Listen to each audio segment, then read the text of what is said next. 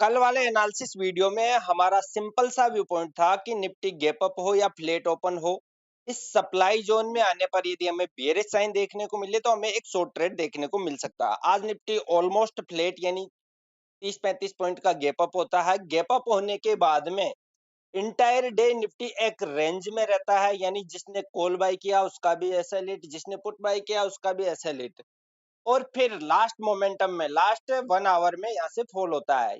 तो ये जो रेंज में स्टक था, इस रेंज का जैसे ही यहाँ पर हल्ट कर रहा था, हमें समझ में आ गया था कि यहाँ से फॉल हो सकता है, और यहाँ पर हमें एक अच्छा ट्रेड मिला है, जिसका अपडेट मैंने आपको टेलीग्राम पर भी दिया था। अगर आप हमारे टेलीग्राम के मेंबर नहीं है तो टेलीग्राम को जरूर ज्वाइन कर ले, वहां पर लाइव मार्केट अपडेट में प्रोवाइड करवाता रहता हूँ।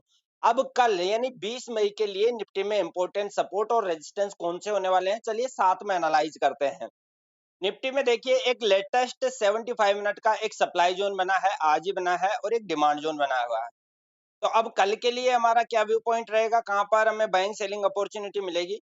अब मान लीजिए निफ्टी है, फ्लैट ओपन होता है, फ्लैट ओपन होने के बाद में ये जो डिमांड जोन बना हुआ है इसका ब्रेकडाउन दे देता है। ब्रेकडाउन का मतलब एक कैंडल इसके नीचे क्लोज देनी चाहिए। अब रेड कैंडल होगी तभी तो इसके नीचे क्लोज देगी, तो एक रेड कैंडल इसके नीचे क्लोज दे देती है, तो हमें यहाँ से एक शॉर्ट ट्रेड देखने को मिल सकता है। हमारा टारगेट होगा 23,400 तक।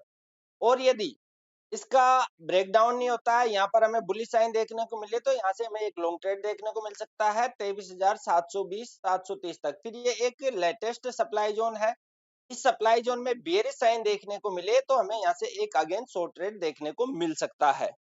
ये तो हो गया फ्लैट ओपन होने की सिचुएशन में। गैप अप होता है तो इस सप्लाई जोन से हमें अगेन शॉर्ट ट्रेड देखना है, यदि बेयरिश साइन मिले तो।